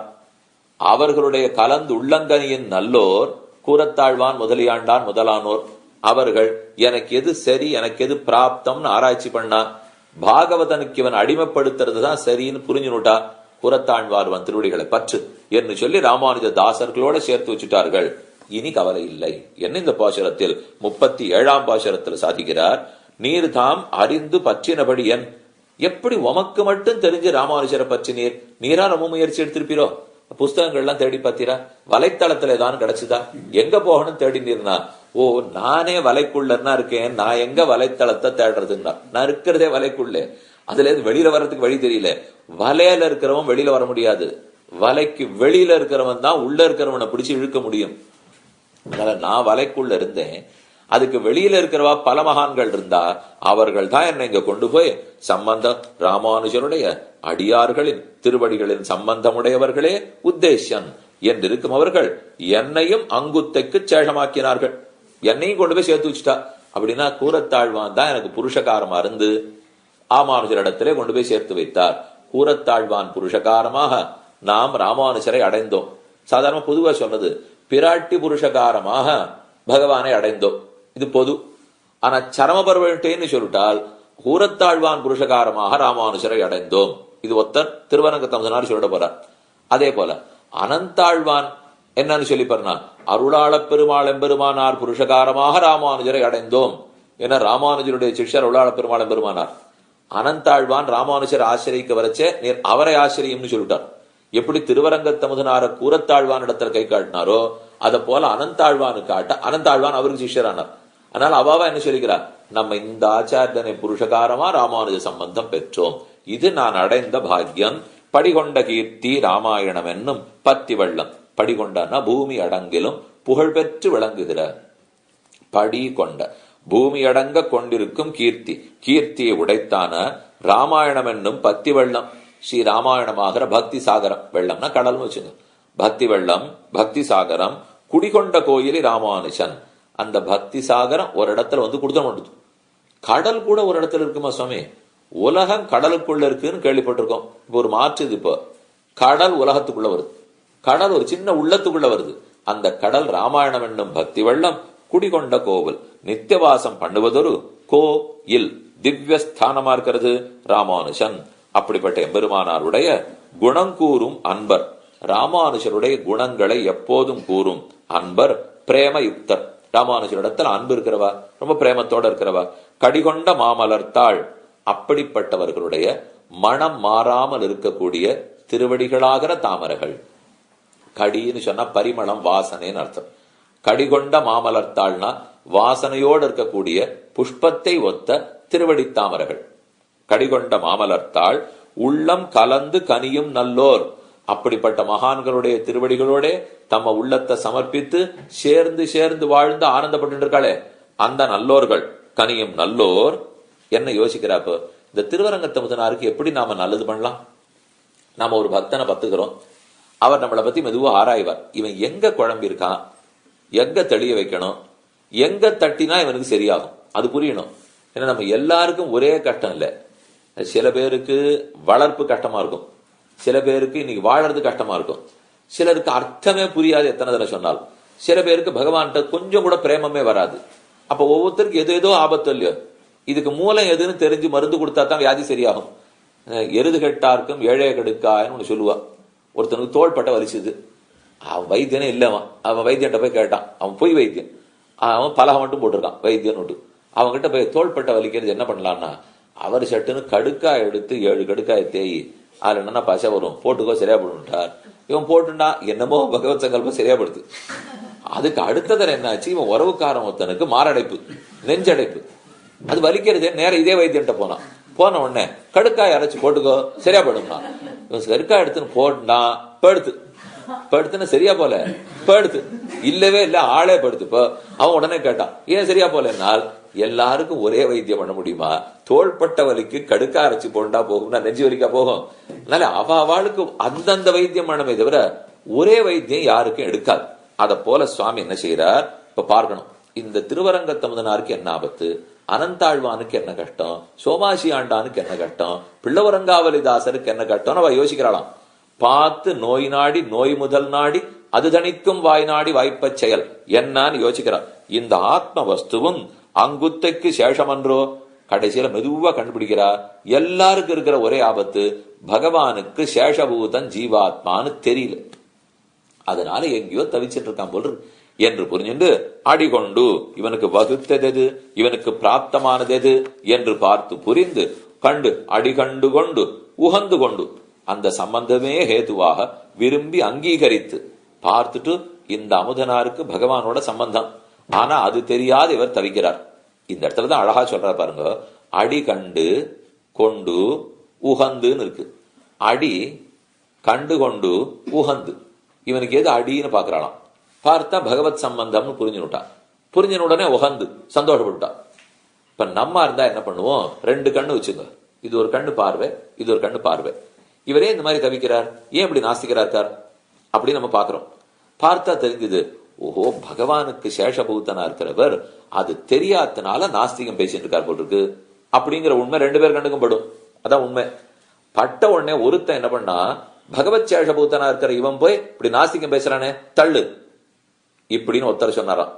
ஆனா கூரத்தாழ்வான் முதலியாண்டான்னா எப்படி தெரியுமா சொல்லுவா, இவன் பகவத் சேஷபூத்தனாச்சே அப்ப இவனை கூப்பிடணுமே என்று உடனே நினைச்சுட்டு உகந்து, உகந்துனால் ஓ இந்த ஜீவனுக்கு பகவத் சேஷத்தம் இருக்கான் ரொம்ப சந்தோஷம் என்று உகந்து அந்த உகப்பினாலேயே எனக்கு கிடைச்சு போச்சுங்கிறாரு. வேற எதுவும் என்ன திருத்த வேண்டாப்போ அந்த மகானொத்தர் உகந்தாரோ இல்லையோ, அந்த முதலியாண்டானோ கூரத்தாழ்வானோ இவனுக்கு பகவத் சம்பந்தம் இருக்கு, பாகவத் சம்பந்தம் இருக்கு அறியல, அவ்வளவுதானே இவன் குறை, இல்லேன்னு இல்லையோ இல்லையோ. எப்ப அவனுக்கு இருக்கிறதோ உகந்துட்டாள்னால் இதுதான் நம்ம குற்றத்தை பார்த்து கைவிட்டுடக்கூடாது, குற்றத்தை பார்த்து ஏத்துக்கணுங்கிறதுக்கு அர்த்தம். இந்த சம்பிரதாயத்தினுடைய ரொம்ப முக்கியமான அர்த்தம். ஏன்னா இது வந்து தள்ளுற சம்பிரதாயமே இல்லை, கொள்ளுகிற சம்பிரதாயம். எல்லாரும் வரணும் வரணும்னு கூப்பிட்டு இருக்கிற சம்பிரதாயம். அப்ப குற்றம் இருக்கிறவாழ்னால் குற்றம் இருக்கவே தானே சுவாமி நீ கூப்பிடணும், குற்றம் இல்லைன்னா அவனே போயிட்டு போறான் அவன் பாட்டை பார்த்துட்டு. உண்மை யாரு கேட்டாக்கோ, குற்றம் இருந்தவே தான் நமக்கு தேவை. இப்போ நன்னா படிக்கிற பிள்ளை, இப்ப நீங்க பாரதத்திலே பாத்தீங்கன்னா வசதியான கல்லூரி எல்லாம் இருக்கும், இந்திய தொழில்நுட்ப கழகம் அதெல்லாம் வச்சிருக்காளே, அது வந்து உள்ள போறதுக்குள்ள பிராணம் போயிடும், அவ்வளவு கட்டப்பட்டா தான் உள்ள போக முடியும். ஆனா போன பிற்பாடு சொல்லி கொடுத்து தான் வளரணும் இந்த பையனுக்கு தேவையே இல்லை. யார் உண்டோ அவனே படிச்சிருவான், இந்த வாத்தியார் வந்தாலும் வராட்டாலும் அவனே படிச்சிருவான். அவனை பத்தி எல்லாம் பெருசா அரசாங்கம் கண்டே கொள்ளாது. இந்த பிள்ளை இப்படி படிக்கிற பிள்ளை எப்படியும் படிப்பான், எப்படியும் வாழ்க்கை பார்த்துப்பான். நம்ம எதுக்கு அந்த பிள்ளைல நம்ம ஒன்றும் கவலையும் பட மாட்டா, போறச்சே போவா வரச்சே வருவா, ஒண்ணு எத்தனை நாள் வகுப்புக்கு வந்தான்னு கூட அந்த பிள்ளை பத்தி தெரியவே தெரியாது. அவர் இருக்கார ஊருக்கு 2 மாசம் போயிருந்தா கூட தெரியாது, அங்கேயே இருப்பா. கேட்டா வாத்தியாருக்கு அதெல்லாம் தெரியாது. ஏன் தெரியாதுன்னா அவ பாட்டு அவ பார்த்துப்பா, பேசாம விடும். இதே வேற சில கல்லூரிகள் வச்சுட்டு இருக்கோம், நித்தியம் கார்த்தால ஒரு தரம் மத்தியானம் ஒரு தரம் சாயங்காலம் ஒரு தரம் இருக்கியா இல்லையான்னு பாப்பா. இது இத்தனையும் பாக்குறாளே எதுக்குன்னா இழுத்தா தான் வரும், இல்லைன்னா அதுக்காக தெரியாது இந்த பிள்ளைக்கு. இப்போ அதனால தனக்கா தெரியாதுன்னு நம்ம பிடிச்சு இழுத்துக்கணும் இல்லையோ, தானா இருந்தா விட்டுடுவா. அப்படி இல்லைன்னால் இப்ப பார்த்து ஓ இவன் குற்றம் உள்ளவனா இருக்கான் விட்டுடக்கூடாது. குற்றம் இல்லை வசிஷ்டாச்சாரியரை போய் ராமானுஜர் தேடி போறாரா, அவர் பாட்டு அவர் பார்த்துட்டு போறார். யாரை தேடணுமோ அவரைத்தான் விடாம வந்துட்டு இருக்கார். அப்ப உகந்து கொண்டு ரொம்ப சந்தோஷமா இருக்கு, இவனை கொண்டு போய் நாம இனிமே சேர்க்க வேண்டிய இடத்துல சேர்க்கணும். அவருதுன்னு தெரிஞ்சு போச்சு, இவருதுன்னு தெரிஞ்ச அப்புறம் தான் ஒரு சந்தோஷம். பாருங்க ஒரு திட்டாந்தம் சொல்றாரு அதுக்கு. ஒரு ராஜாவினுடைய ராஜகுமாரன் பிறந்த அன்னைக்கு ராத்திரி காணும், வசதியான பிள்ளை, ஒரே வாரிசு, வேற ஆறுமே இல்ல, அடுத்த சக்கரவர்த்தி அவன் தான் ஆகணும். ஆனா அவனை காணும். காணும்னு உடனே அப்படியே தேடுறா. வயசு 10 உடனே யாரோ பெரிய மந்திரி, மூத்த மந்திரி ஒரு நாள் காட்டுக்கு போயிருந்தார். காட்டுல யாரோ ஒரு வேட நடத்துல ஒரு பிள்ளை வளர்ந்துட்டு வரான். பார்த்தா ஜாடா அப்படியே இருந்தது. என்ன ராஜாவுடைய ஜாடையாட்டமே இருக்கு, இப்போ பையன் அப்படி வளர்ந்துருக்கானே. மெதுவா கிட்டக்க போனார், பரிசோதனை பண்ணி பார்த்தா பளிச்சுன்னு தெரிஞ்சு போச்சு, இவன் தான் ராஜகுமாரன். தெரிஞ்சுதோ இல்லையோ, தெரிஞ்ச உடனே நமக்கு என்ன எண்ணம் வரணும், அந்த மூத்த மந்திரிக்கு என்ன எண்ணம் வரணும், இப்படி ராஜாவோட சம்பந்தம் படைச்சவன் கிடைச்சுட்டானேன்னு சந்தோஷப்படணுமா, அல்லது அவர் போய் இந்த மாதிரி ஒண்ணும் தெரியாம ராஜமார்க்கம் எல்லாம் தெரியாமல் எங்கோ வேடனுடைய வீட்டுல போய் உட்காந்து ஒண்ணும் இல்லாத சமப்பட்டு இருக்காரே அப்படின்னு கோச்சுன்னு தள்ளி விட்டுருவாரா? இந்த ரெண்டுல எது செய்வார்? தெரிஞ்ச உடனே முதல்ல ஏற்படுறது சந்தோஷம், ஓ நம்ம ராஜகுமாரன் கிடைச்சுட்டார். அடுத்தது என்ன செய்யணும், என்ன இருந்தாலும் அந்த கட்டத்தை விலக்கி விலக்கி விலக்கி விலக்கி கொண்டு நாட்டுல சேர்த்தாகணும். அதுதானே ஒரு மூத்த மந்திரி செய்ய வேண்டிய வேலை. அப்படித்தான் எங்க ராமானுஜர் பண்ணாருங்கிறார். அவர் பண்ணது நான் ராஜகுமாரன்னு தெரிஞ்சுட்டார் முதல்ல. ஏன்னா எனக்கு பகவத் சம்பந்தம் இருக்குன்னு பார்த்தாரோ இல்லையோ, எப்ப பகவானுக்கு சம்பந்தின்னு பார்த்தாரோ இவன் ராஜகுமாரன். ராஜகுமாரன் சம்சாரத்துல உழண்டு இருக்கான், திண்டாடிட்டு இருக்கான். அது எனக்கு முக்கியம் இல்லை. இப்போ ராஜகுமாரன்ற உறவை தெரிஞ்சின்றதுதான் எனக்கு முக்கியம். ரொம்ப சந்தோஷம், அதைத்தான் உகந்து கொண்டுங்கிறார். அடுத்த நிமிஷம் ஒரு சந்தோஷம் ஏற்படுற சொல்லியோ, ஓ பகவத் சம்பந்தி இருக்கிறான், அதை அடிக்கொண்டு உகந்து கொண்டு என்னையும் அவருக்கு ஆளாக்கினார். என்னையும் கொண்டு போய் ராமானுஜருக்கு சேஷமாம்படி, ராமானுஜ பக்தர்களுக்கு சேஷமாம்படி ஆக்கி வைத்தார். இது யான் பெற்ற பேர் என்று சந்தோஷமா சொல்லிக் கொள்கிறார். இனி பாசுரார்த்தம் என்னன்னு பார்ப்போம். எம்பெருமானாருடைய கல்யாண குணங்களை அறிந்து அனுபவிக்கக்கூடிய ரொம்ப பிரீத்தி உடையவர்களுடைய திருவடிகளிலே அவகாகித்து அவர்களை பத்தி அனுபவிச்சுருக்கிற பரமபக்தர்கள் தங்களுக்கு என்ன ஆசைப்ப பரசமிருத்தேக பிரயோஜனம், எல்லாரும் நன்னா இருக்கணும், சொத்தத்திலையும் சுவாமிகிட்ட போய் சேரணும். அதனால என்னுடைய அடிகண்டு உகந்து கொண்டு என்னையும் ஆளவர் காக்கினர். அவர்களிடத்தில் போய் சேர்த்தார்கள். படிகொண்ட கீர்த்தி ராமாயணம் என்னும். ராமாயணத்துக்கு இத்தனை பெருமையானால் ராமானுஜர் திருமலைக்கு எழுந்துள்ளார். எழுந்துருளி அவருடைய தாய் மாமன் இருந்தாரோ இல்லையோ, பெரிய திருமலை நம்பிகள்னு திருநாம், அவரிடத்துலதான் இவர் ராமாயண காலக்ஷேமம் வேணும். அவர் ஆள வந்தார், சிஷ்யர் ஆள வந்தார். ஒவ்வொருத்தரிடத்துல ஒவ்வொரு சொத்தை வச்சுட்டு போயிருந்தார். இவர்கிட்ட வச்சது ராமாயணம்ங்கிற சொத்து. ராமாயணத்தை இவர் கேட்டுக்கணும். அவர் திருமலையில இருந்து நித்தியம் தீர்த்த கைங்கர் பண்ணிட்டு இருக்கிறவர். ஆகாச கங்கைக்கு போய் குடங்குடமா ஜலம் கொண்டு பெருமாளுக்கு சமர்ப்பிக்கணும். அதனால நீங்க ஒரு விஷயம் இரு, நான் மத்தியானத்துல சொல்றேன். உடனே அவர் இல்ல, திருமலையில தங்க முடியாது, அப்படி பெருமாள் அங்க ஒத்துக்கல, கீழே தான் இருக்கணும், மேல இருக்க முடியாதுன்னு. நீர் மேல இல்ல என்ன, நான் எப்படி உங்களுக்கு ராமாயணம் சொல்றதுன்னா, அடியன் கீழே இருப்பேன், முடிஞ்சா தேவள் இறங்கி சொல்லான்னு. சுவாமி, சிஷ்யனை தேடி ஆச்சாரியன் போறது அப்பவே ஆரம்பிச்சுடுத்து போட்டுருக்கு. இப்ப இல்ல பாரு, என்ன இப்பவா இருந்தாலும் இப்போ எல்லாரும் போய் போய் உபன்யாசம் பண்ணமா நீங்க வந்து கேட்பீடா? நீங்க எப்போ எங்கேயும் போய் கேட்கறது இல்லையா? இருந்த இடத்துக்கு யாரானும் வந்தாத்தானே கேட்க போறேன். அப்ப வந்துதான் சொல்லணுங்கிறது ஆயிடுத்து. இப்போ யாரானும் வந்து ஆறு சிஷ்யாள் போய் கேட்பாளா? எங்க பட்டணத்திலேயே வச்சுங்க, மும்பையா இருக்கட்டும், தில்லியிலயா இருக்கட்டும், சென்னப்பட்டினத்திலயா இருக்கட்டும், முன்னாடிலாம் ஒரு ரெண்டு இடத்துல நடக்கும்.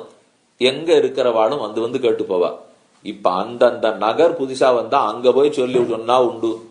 அடுத்த நகர்ல சொன்னா இந்த நகர்கார வரமாட்டார்.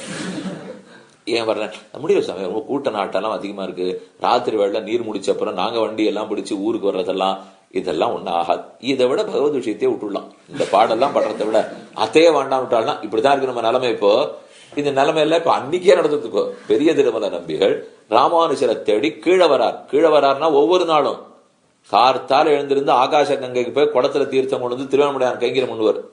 7 மணி ஆச்சுன்னா கிடுகிடுன்னு கீழே இறங்குவார். 3.5 மணி நேரம் ஆகும். வந்து 10:30 இருந்து மத்தியானம் 3 மணி வரைக்கும் காலக்ஷேபம் சொல்லுவாராம்.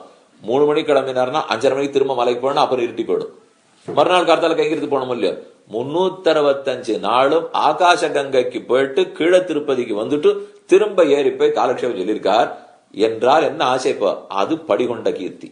ராமாயணத்திற்கு இருக்கிற புகழ் இப்படிப்பட்டாலும் நம் சிஷ்யனுக்கு இத்த கொடுத்தே விடணும் என்கிற ஆசை. பிதாமஹஸ்யாபி பிதாமகாய பிராச்சேத சாதேச பலப்பிரதாய ஸ்ரீபாஷ்யகாரோத்தம தேசிகாய ஸ்ரீசைல பூர்ணாய நமோ நமஸ்தாத் என்ன அந்த சுவாமியை பத்தின ஆச்சரியமான தனியன் பெரிய திருமல நம்பிகள். இவருக்கு தாய் மாமா. ராமானுஜனுடைய தாயார் பெரிய திருமல நம்பிகளுடைய சகோதரி. அவருக்கு இன்னொரு சகோதரி, அவர் குமாரர் தான் எம்பார்ங்கிற கோவிந்த பெருமாள்.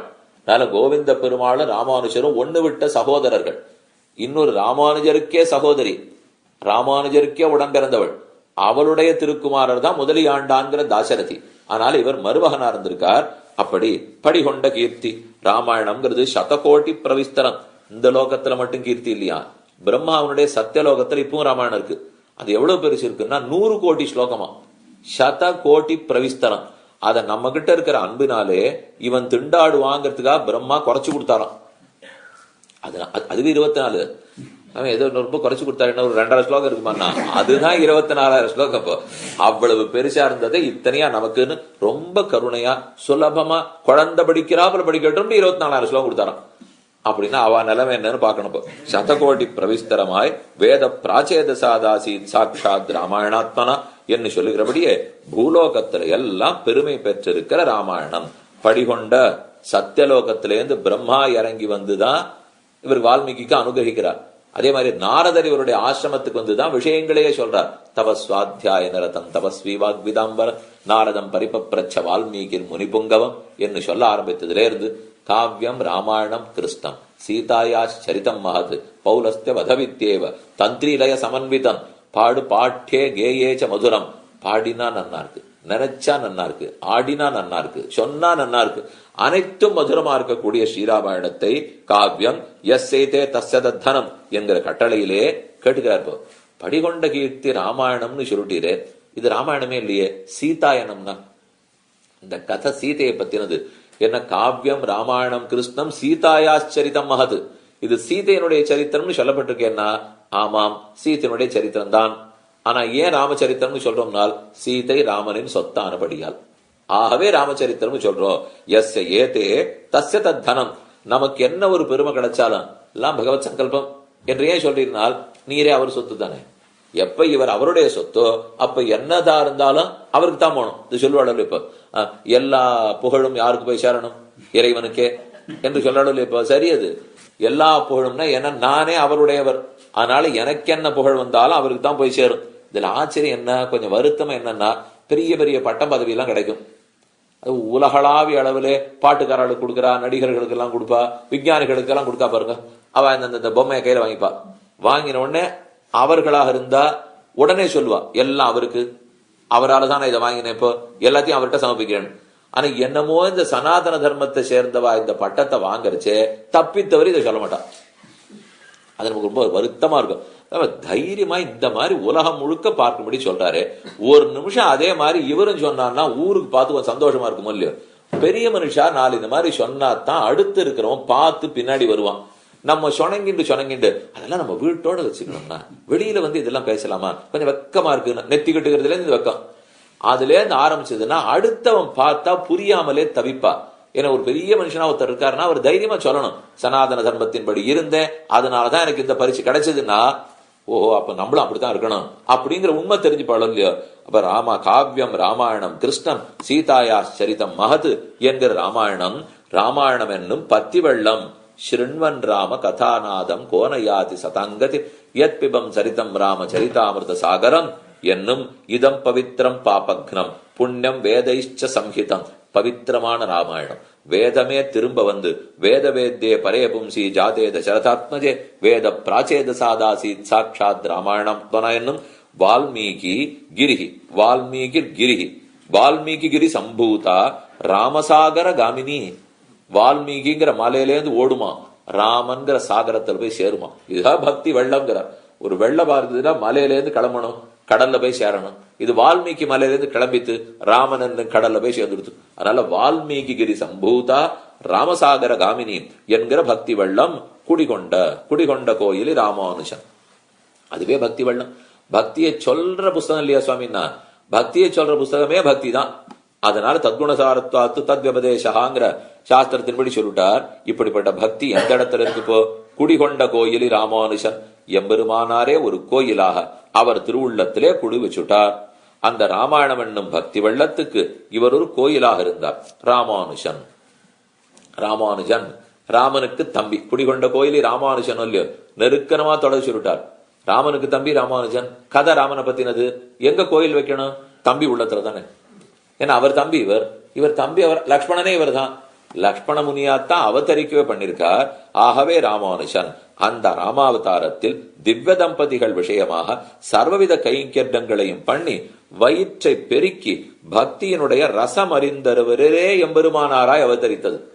ராமாயண காலத்துல லக்ஷ்மணனா இருந்து ஒத்தருக்கு கூட வாய்ப்பே கொடுக்காம தானே கைங்கரியம் பண்ணி பண்ணி பண்ணி நேர ராம பக்தி ரசத்தை அறிஞ்சு வச்சிருவார் லக்ஷ்மணன்.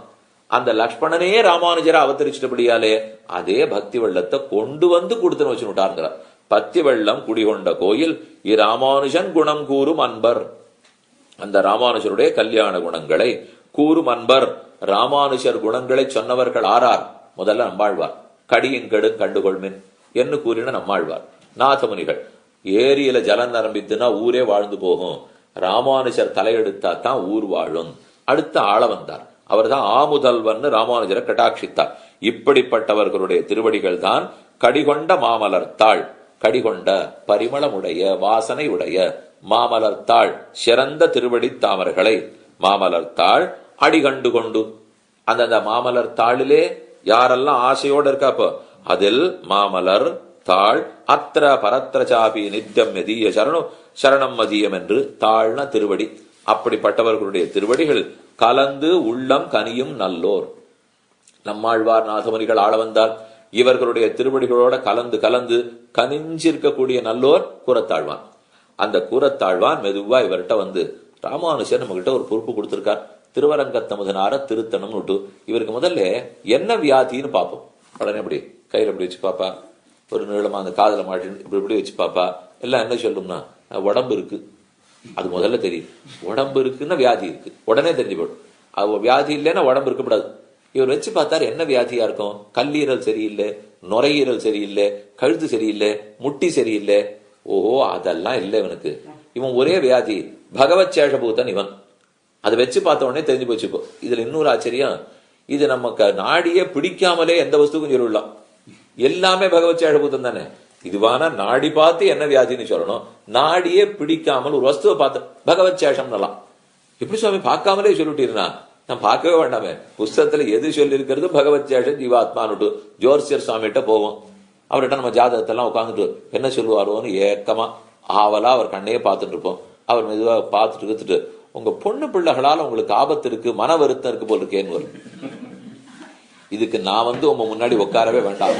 யார் உட்கார்ந்தாலும் இதேதான் நீர் சொல்ல போறீர். மாறுமா? யாருக்கா இருந்தாலும் அதான். இதே இந்த பொண்ணு பிள்ளை ஜாதகத்தை எடுத்துன்னு போனா மாற்றி சொல்லுவார், உங்க அப்பா அம்மாவால உனக்கு ஏதோ வருத்தம் இருக்கு போற. சரியா சொன்னீங்க அப்படின்னு அவரும் ஒண்ணு சொல்ல போறான். இது எல்லாருக்கும் பொது. அத போல இதை விட பொது ஒண்ணு இருக்கு இப்போ, பகவத் சேஷபூதன் ஜீவாத்மா. அப்ப அடி கண்டு கொண்டு இவருக்கு எது அடி, இவருக்கு எது மூலம்னு பார்த்தார். ஓ, சேஷத்துவம் தான் இவனுக்கு மூலம்னு புரிஞ்சு போச்சு. அதனாலே ராஜபுத்திரன் வழி தப்பி போய் ஒரு வேடன் கிரகத்திலே சேர்ந்திருக்க அந்த பிரகாரத்தை அறிந்திருக்கும் தார்மிகரான சிலர் இருவருடையரும் சம்பந்தத்தை அறிவிப்பித்து இருதலையும் சேர்க்குமா போலே. பரம தார்மிகரா இருக்கிற ஒருத்தர் ஆச்சாரியர். அந்த ஆச்சாரியர் தான் இவன் ராஜகுமாரன் கண்டுபிடிச்சு இவனை பத்தி அவங்கிட்ட பேசுறான், அவனை பத்தி இவங்கிட்ட பேசுறான். முதல்ல ராஜகுமாரன் துள்ளுவார், என்னை விட்டது எங்க அப்பாவின் குற்றம், ஆகவே நான் திரும்ப அவரை முகத்தில் முழிப்பதாக இல்லை என் இவரே உடனே சொல்லுவார். இப்போ அவன் உடனே சொல்லிடுவார், இப்போ எப்ப இந்த பிள்ளை போனானோ இவனான்லாம் எனக்கு சந்தேகமா இருக்கு, அதெல்லாம் ஒத்துக்க முடியாது, இப்போ ஆட்டம் பரீட்சை எல்லாம் பண்ணி பார்ப்போம் அவர் சொல்லுவார். தவிக்கிறவன் இந்த குறுக்க இருக்கிறவன் தான். இப்போ தெரிஞ்சு போச்சே, கிடைக்கலன்னா என்ன ஆபத்துன்னு தகப்பம் தெரிஞ்சுக்க மாட்டேங்கிறார். எப்பேற்பட்டவனுக்கு பிள்ளைன்னு பிள்ளை தெரிஞ்சுக்க மாட்டேங்கிறா. ரெண்டு பேருக்கு நடுவுல தூது நடந்தாகணும். நடந்து இவனை பத்தி அவனுக்கு புரிய வச்சு செய்யறாரு இல்லையா. இப்போ அப்படி செய்துதான் ஹனுமானே ராமனை பத்தி சீதையிட்ட சொன்னார். அதனால வேதாந்த தேசிகன் சாதிக்கச்சே இந்த சம்பிரதாயப்படி ஹனுமான் தான் ஆச்சாரியன் விட்டார். தர்போதக்ர தசேந்திரியானன மனோநக்தன் சராதிஷ்டிதே தேகேஸ்மின் பவசிந்துனா பரிகதே தீனாம் தசாமாஸ்ரிதா அத்யத்தே ஹனுமத் சமேன குருணா பிரக்யாபிதார்த்த புமான் லங்காருத்த விஜயஹராஜ நகரையான் நியாயேன லாலப்பியத்தேன்னு தேசிக சூத்திரம். அவர் சொல்லும் போது இதுதான் லங்காருத்த. ராமனை பத்தி சீதைக்கு தெரியல, சீதையை பத்தி ராமனுக்கு தெரியல. குறுக்க ஹனுமான் போய் தானே சொன்னார். அவர் ஒரு முத்திர மோதிர மாதிரி எடுத்துட்டு போனாரு.